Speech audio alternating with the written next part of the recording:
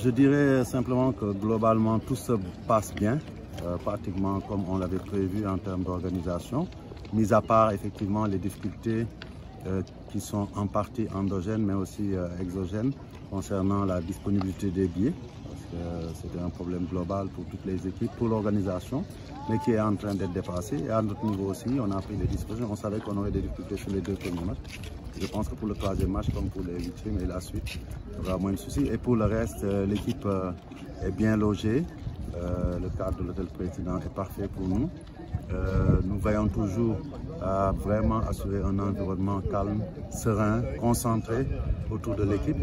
Le coach et son staff aussi ont fait du bon travail dans la préparation et à ça tout se voit. Et surtout, comme on le sait, on a un groupe exceptionnel en termes de solidarité, en termes de motivation, en termes aussi de discipline collective, d'autodiscipline. On a besoin de rien faire parce qu'eux, ils sont là en mission, ils ont compris les enjeux. Et surtout, on a un groupe, et c'est ça qui fait aussi sa qualité, un groupe humble, qui sait que ce n'est pas sur un match ou deux qu'on gagne une CAN, mais sur 7 matchs. Aujourd'hui, ils en ont gagné 2, ils savent qu'il en reste 5 à gagner pour pouvoir réaliser le rêve de tout un peu.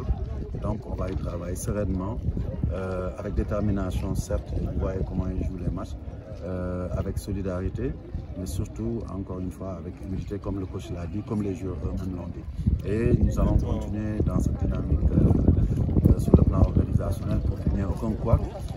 Avec le ministère aussi, la collaboration se passe globalement bien, il n'y a aucun souci.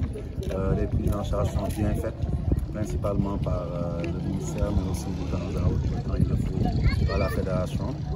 Nous sommes en train de nous projeter sur l'avenir immédiat. C'est certes la troisième journée, mais c'est surtout les huitièmes. Nous savons que nous attendrons beaucoup de Sénégalais qui vont venir.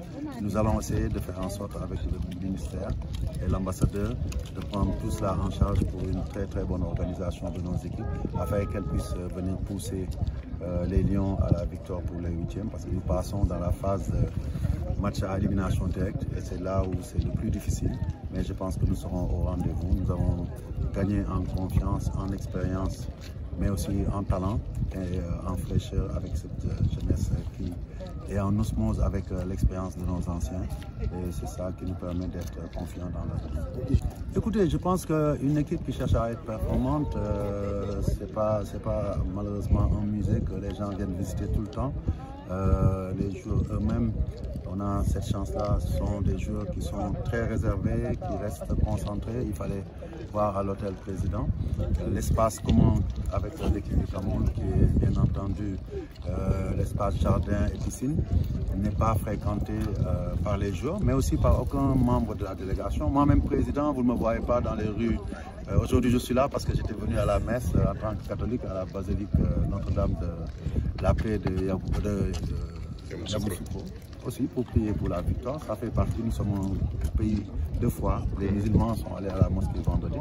Je pense que c'est bien aussi de prier pour la victoire. Mais ce qui est important, c'est une équipe qui est elle-même, qui n'a pas envie d'être autre chose, qui va être concentrée sur l'objectif.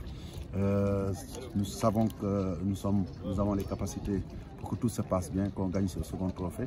Mais je suis sûr que si nous ne le faisons pas, parce que c'est la vie du football, il ne faut peut-être pas le souhaiter, mais ce ne sera pas faute d'avoir fait le nécessaire du côté des joueurs, du côté du staff, comme du côté des autorités, tant étatiques que fédérales. Ça, j'en suis persuadé. Et peut-être les gens qui sont tout le temps adeptes, parce qu'il y en a qui viennent pour être aux côtés des joueurs, pour des selfies à n'en plus finir, d'autres comme vous les journalistes qui aimeraient plus de proximité. Mais je pense que vous avez eu tous les espaces de communication, il faut qu'on puisse travailler. Ça, comme vous l'avez dit, ça nous réussit. Avant, ce n'était pas le cas, on était toujours ouvert au maximum. Mais quand on cherche un objectif aussi important qu'une CAN, on doit savoir faire ses sacrifices, aussi bien du côté des joueurs et de l'encadrement que de vous-même Sénégalais, pour qu'on puisse atteindre l'objectif. Après, ça, après la victoire qu'on fera la fête. Oui, à ce niveau, c'est simplement rassurer tout le monde. Hein. Donc, je pense qu'aujourd'hui, ce qui s'est passé est totalement ordinaire.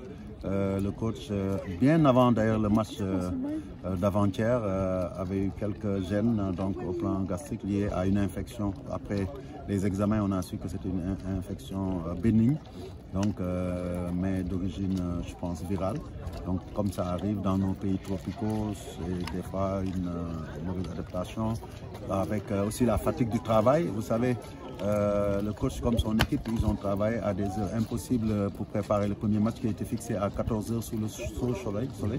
Et lui aussi, il a eu ce coup de barre, donc c'est normal. Après un match quand même où il était déjà malade, mais où il a aussi eu à se donner à fond pour faire gagner son équipe.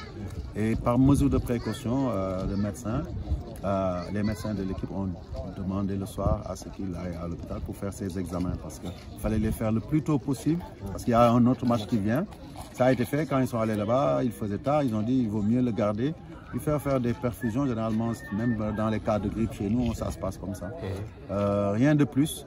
Après, il est en train de récupérer. On veut que notre coach, avant les prochains matchs, puisse retrouver tout son allant. Donc, il n'y a aucune inquiétude, je peux vous rassurer. Même ce matin, il était au travail parce que j'étais au petit déjeuner avec son adjoint et il l'a fait appeler pour qu'il vienne le voir. Donc, Aliou n'arrête pas de travailler. C'est un Stakhanovitz, c'est ça, à côté d'être un entraîneur génial.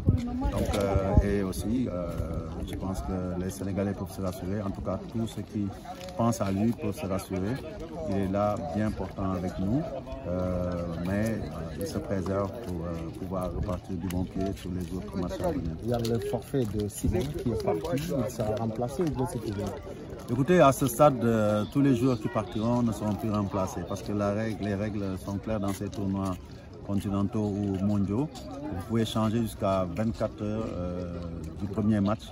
Au-delà, tous ceux qui seront blessés ne seront pas remplacés, mais c'est un moindre souci. On sait que la CAF avait autorisé d'aller jusqu'à 28 joueurs. Nous en avions pris 27. On en a un de moins, on reste avec 26 joueurs qui se connaissent, qui sont pour la plupart polyvalents. Et des coachs dans leur travail sur la durée ont su aujourd'hui doubler ou tripler tous les postes. Et avec cette polyvalence, le Sénégal est bien loti pour le remplacer. On aurait aimé qu'il reste avec nous, mais justement, on veut qu'il puisse retrouver la pleine capacité de ses moyens le plus tôt possible et en accord avec son club. Et ça aussi, c'est une bonne évolution au niveau de la fédération. Avec les clubs, on a de bons rapports. On discute, les médecins discutent directement avec les médecins des clubs. Et compte tenu de la nature de la blessure après les examens, il a semblé mieux qu'il rejoigne directement son club en Écosse pour pouvoir subir une petite opération pour revenir sur les terrains le plus rapidement possible. Mais Abdallah, c'est l'avenir, donc on sait qu'il reviendra. Et surtout, je pense que moralement, il reste avec ses coéquipiers, même s'ils sont en licence, ils vont communier. Et on considère qu'il reste avec le groupe. Président, une toute dernière question. Oui, on peut dire que tout se passe bien, on n'a pas trop de soucis. Après, les soucis inhérents aux blessures ou autres, c'est dans la marche normale de toutes les équipes. Mais on a une tanière apaisée, on a une collaboration franche, sincère et très dynamique avec les autorités de tutelle. Nos supporters sont là, ils accompagnent l'équipe, ils sont tous tournés vers l'objectif avec le slogan qui, je pense, fait qu'aujourd'hui nous sommes tous très forts dans cette unité à travers le Manko Wat Tindamli. Et nous restons dans cette dynamique, dans cet état d'esprit. Et nous appelons tous les Sénégalais à se mobiliser encore, ici en Côte d'Ivoire, mais aussi au pays, pour pouvoir pousser ces lions qui le méritent, mais surtout qui ont faim de remporter encore un autre trophée. Nous avons été sacrés, mais nous n'en sommes pas moins des lions affamés, plus que jamais.